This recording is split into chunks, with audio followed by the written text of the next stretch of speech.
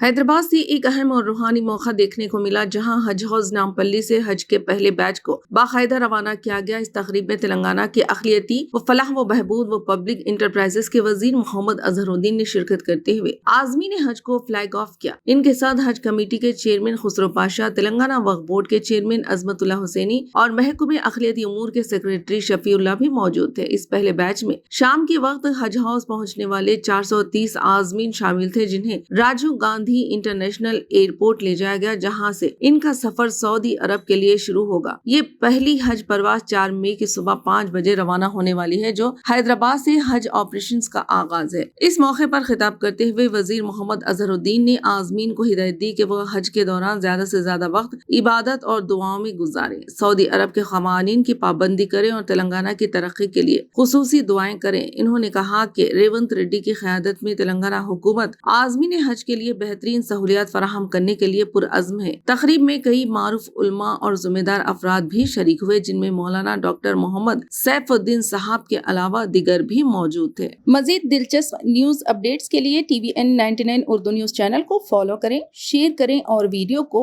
Like करें।